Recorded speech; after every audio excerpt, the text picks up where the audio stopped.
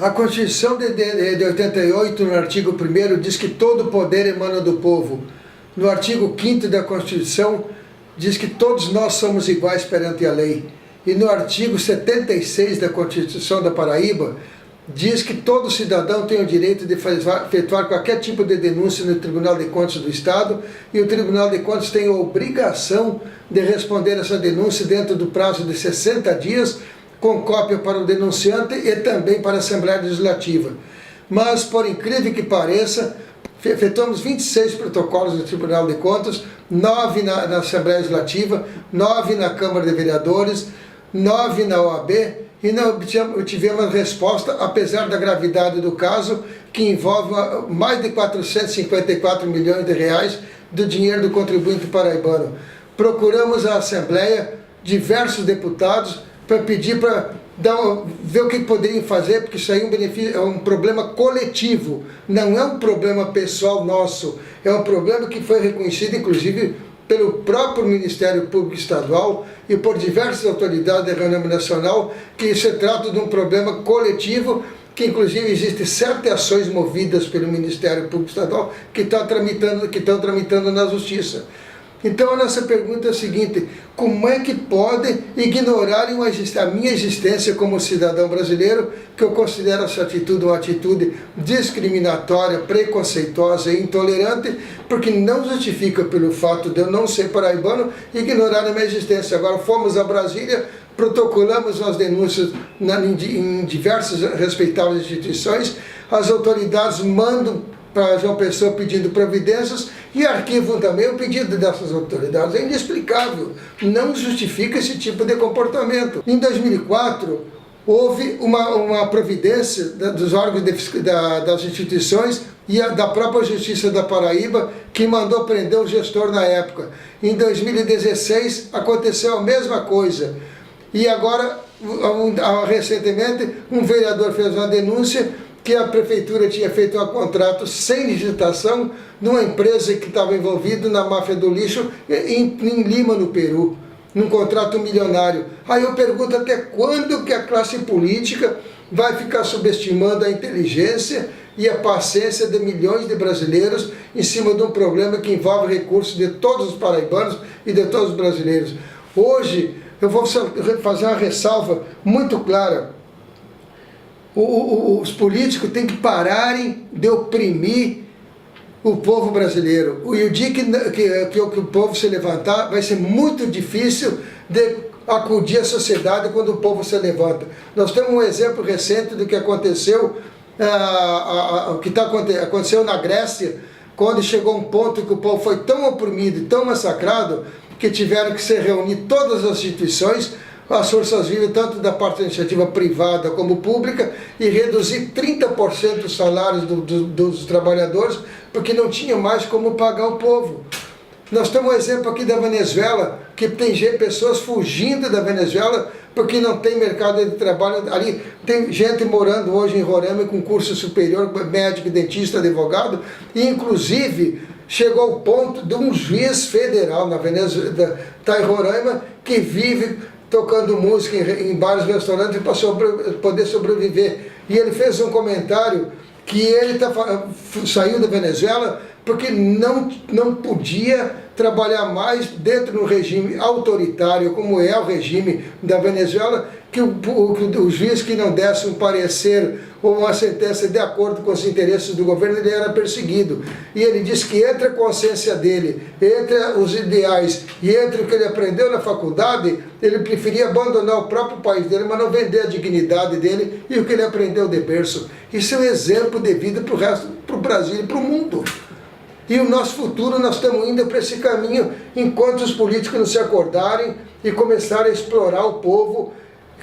Essa exploração contumaz leva qualquer sociedade e qualquer país ao caos. Nós temos um exemplo da Roma Antiga. A política do pão em circo durou anos. Chegou um ponto que o povo não aguentou mais e hoje está lá de pé em Roma só o Coliseu, para mostrar o que é o resultado da opressão de um povo. Se nós não se acordar, se a classe política não se acordar, quando o povo despertar pode ser tarde demais. E nós temos mais do que nunca hoje em cima de uma decisão muito mais importante do que a decisão da eleição, é uma decisão do futuro do nosso país como uma nação livre e soberana. Eu fui candidato 4 vezes e uma das maiores batalhas que eu tinha era o combate intransigente à corrupção e às oligarquias que oprimem e sacrificam o povo. E eu faço um desafio a todos os candidatos a deputado federal e a senador do Epoca Ushuí, que se eles estão mesmo realmente preocupados com o futuro do Brasil e com o futuro das novas gerações, que eles façam um documento em cartório dizendo que vão votando pela extinção do famigerado foro privilegiado e se comprometendo com os eleitores e com a sociedade de acabar com esse foro, que é uma verdadeira apologia e estímulo à corrupção. Porque eu vejo autoridades de renome nacional, instituições conceituadas e a própria justiça fazer um excelente trabalho no combate à corrupção, prende, aí baseado nas leis criadas pelos próprios políticos corruptos, são soltos e depois o povo elege. Como é que vai mudar aqui? Como é que vai mudar o Brasil desse jeito? Não tem país que aguente e que suporte esse tipo de situação. Nós temos um exemplo, eu vou citar, vamos falar em números. Existe um edital de 454 milhões de reais em João Pessoa, que houve um caso idêntico a esse em Alagoas, em Maceió, e foi detectado pelo Ministério Público um rombo de mais de 200 milhões de reais. As autoridades foram para cima e estão tentando anular o contrato, e agora aqui em João Pessoa faz um edital de 454 milhões, sem fiscalização, sem controle, num estado pobre, onde tem muitas pessoas que vivem e sobrevivem uma esmola oficial do governo para ter que sobreviver. O Brasil é o 5º maior país do mundo, um país riquíssimo, e não precisava o povo estar nessa dependência se fosse bem aplicado os nossos recursos públicos.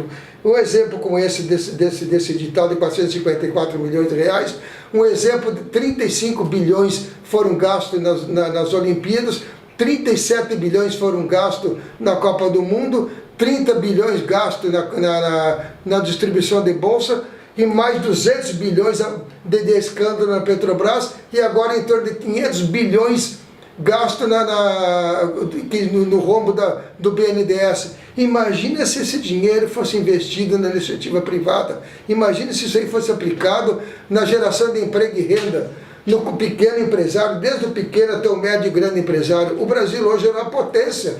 Hoje o Brasil tem condições hoje de competir em igualdade com os Estados Unidos e a China. Agora basta cortar a maior sangria que existe no Brasil e a maior desgraça que existe no Brasil, que é muito pior do que um tsunami, do que um vulcão, do que um terremoto, que é a desgraça da corrupção, porque além de corroer as oportunidades, ainda corrói as instituições. E eu vou dar um exemplo claro do que leva a corrupção. Todos os presidentes da OAB Nacional, sem exceção, enviaram para todos os presidentes da seccional da OAB pedindo providências. E por incrível que pareça, todos os presidentes das seccionais da Paraíba ignoraram o pedido de providências dos presidentes da OAB Nacional. Chegou um ponto no Brasil de desobediência civil. Ninguém mais respeita ninguém mais tem temor a ninguém mais tem temor às leis, fazem o que querem como se fosse...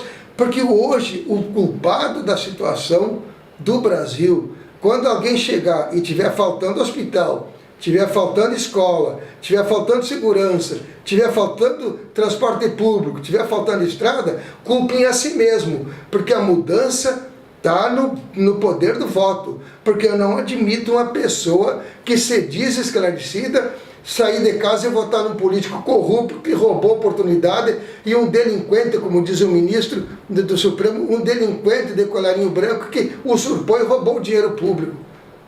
Está na hora do povo se acordar antes que seja tarde demais. Esse vídeo não deixa de ser um alerta, porque eu digo, eu como brasileiro, eu me sinto desiludido e decepcionado e desencantado com o meu país.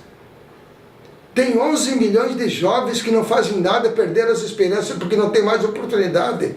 Tem 3 milhões e 400 mil brasileiros que foram embora para o exterior com visto definitivo porque não voltam mais, perderam as esperanças. Eu encontro com um jovem aqui em casa que diz, rapaz, tu não tem vontade de vir voltar para o teu país, a tua pátria onde tu nasceu? Diz eu não, porque o que eu vou fazer aqui? Que aqui para conseguir as coisas tem que estar agarrado num político. É um absurdo isso aí, o que aconteceu comigo em termos de licitação. Quando eu ganhava um edital bom, era cancelado a bem do serviço público, não foi um nem dois. E é uma história que começou no 2000, foi se arrastando, mudou o gestor, renova as esperanças, muda o outro gestor, renova as esperanças, muda o outro, mas as práticas, os costumes, os hábitos são os mesmos, só muda o nome. Só muda o nome. E nós vamos o Brasil, eu conclamo o povo brasileiro a se acordar e despertar e chegar junto com as instituições antes que seja tarde demais.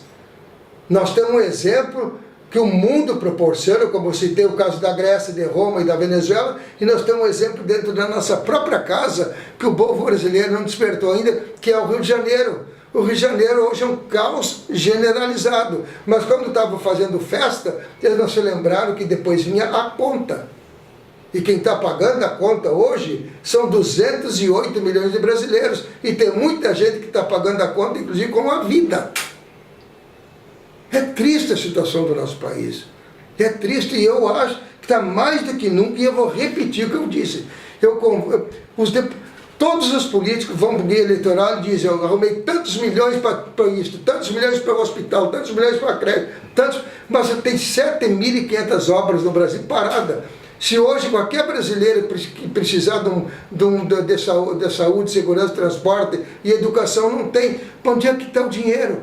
O dinheiro está caindo pelo ralo da corrupção. Está sendo desperdiçado o nosso dinheiro. E se o povo não ajudar, e se os políticos não ajudarem, vai ser tarde, porque eu acho que quem está salvando ainda o Brasil do caos generalizado, e quem está salvando ainda o nosso pacto federativo são as instituições e a justiça. Porque devido à representatividade que o povo elege e reelege, eu perdi a minha esperança. Eu perdi a minha esperança, porque fazem todos os dias propaganda na mídia, as instituições convocam o povo a ajudar, e eu vejo nas pesquisas, às vezes, senadores enrolados até o último, com problema e usa o famigerado foro privilegiado para se reeleger, e o povo depois vai se queixar. Não admite uma pessoa se queixar da justiça e votar num corrupto desses aí, como diz o ministro Barroso, um delinquente de colarinho branco. Eu acho que está na hora de acordar. Eu estou preocupado, não eu estou preocupado comigo. Eu já viajei 80% do trajeto da minha vida. Eu estou preocupado com essa geração que está vindo aí, o que vai ser reservado para eles e para os outros que estão vindo. O nosso futuro é muito triste. Eu quero que me prove ao contrário, mas eu sou decepcionado com o meu país e perdi o encanto que eu tinha com a Paraíba. Porque não justifica e não admito eu ser tratado como cidadão de segunda ou terceira classe, não sei nem, e protocolar documento que envolve dinheiro de todo o paraibano, que não era obrigação minha de fazer, era obrigação dos deputados, dos vereadores e do próprio Tribunal de Contas e da Comissão de Improbidade Administrativa da OAB também fazer. Mas chega um ponto que cansa. Eu tenho uma séria e seríssima deficiência visual, monocular. Agora fico fazendo um trabalho que não caberia a mim, sem ter resultado nenhum, sabendo que eu fui roubado por os delinquentes de colarinho branco. Eu tenho que deixar registrada a minha indignação. Que essa indignação não é só minha, tem milhares de empresários. Cada vez que eu vou no sul e sudeste, eu fico conversando com os empresários, fico vendo, hoje o empresário brasileiro não trabalha mais para investir, ele trabalha para continuar com as portas abertas. Que fim vai ser o nosso? Nós vamos chegar a um ponto que no Brasil ou vai ser funcionário público, ou político, ou receber bolsa. Como é que fica na Venezuela? Estava o Hugo Chávez dando bolsa para o povo para poder ter o que comer, porque não tinha nada, o povo caiu numa miséria. E é o quarto maior produtor de petróleo do mundo. Isso aí o que é? A corrupção. A política, o comunismo implantado. E a ideia que alguns políticos têm no Brasil: enfraquecer a iniciativa privada, enfraquecer o comércio e a indústria, deixar o povo pobre e dar bolsa porque ganha controle e está com o povo na mão. Só que quem sustenta isso aí está cansado. Está cansado e não aguenta mais. E o dia que estourar, eu digo sempre, eu estou dizendo isso aí com extrema indignação. O dia que estourar, não tem quem segure. Isso é um alerta. Está aí o Rio de Janeiro como exemplo. Então eu quero deixar registrado e quero pedir para a classe política em geral. Eu fui candidato 4 vezes e conheço, trabalho com licitação há mais de 30 anos e conheço esses 2 ramos muito bem. E digo a coisa: procurem olhar para o povo antes que seja tarde demais. Eu agradeço a atenção e digo a coisa, e eu reitero meu desafio: se vocês estão mesmo realmente preocupados em salvar o Brasil, façam um contrato no cartório se comprometendo a acabar com o foro privilegiado, porque eu vejo as autoridades fazendo um excelente trabalho, o povo vai lá e elege, porque o povo brasileiro não precisa de esmola, o brasileiro precisa disso aqui, ó. É a única solução e a maior arma para tirar o Brasil desse índice violento que está vendo, com clima de guerra civil. A única solução é a carteira de trabalho, não existe outra. Não existe outra solução. Nós temos um exemplo de diversos países. A China tem 1.350.000 habitantes, 7 vezes a população do Brasil, e não precisou de dar esmola para ninguém para poder crescer. A Coreia foi dividida numa guerra e hoje a Coreia do Sul é um dos países mais ricos do mundo e não precisou de dar bolsa e esmola para ninguém para poder crescer. Chega um ponto que desestimula, e quem está trabalhando hoje se sente desestimulado porque tem que sustentar quem não trabalha. Mas, pelo amor de Deus, chega um ponto que estoura. Eu acho que está na hora, vou reiterar para os políticos: salvem o Brasil. Salvem o Brasil enquanto temos tempo. Porque a hora que salvar vai ser tarde demais. Porque quando o povo levanta, não tem quem segure. Não tem quem segure. E não é investindo bilhões em segurança pública que vão resolver o problema da violência. Se fosse assim, já tinha resolvido. O que vai resolver o problema da segurança no Brasil, se chama 2 coisas, e repetir, está aqui: a carteira de trabalho e educação. Eu agradeço a atenção e peço mais uma vez, não em meu nome e não em nome não estou sendo egoísta e nem individualista, eu estou pedindo em nome do Brasil. Vamos se acordar e chegar junto com as instituições e apoiar e fazer um novo Brasil enquanto ainda temos tempo agora nas eleições. Muito obrigado, agradeço a todos. E eu peço que quem gostar desse vídeo divulgue e torne público, não um benefício meu, que não estou fazendo nada de projeção pessoal, já fui candidato 4 vezes, não quero mais. Eu estou fazendo isso aqui em benefício do próprio povo paraibano que está sendo usado, massacrado, usurpado e não está sabendo. Eu agradeço mais uma vez e peço que compartilhe e divulgue para nós tentarmos fazer um novo Brasil.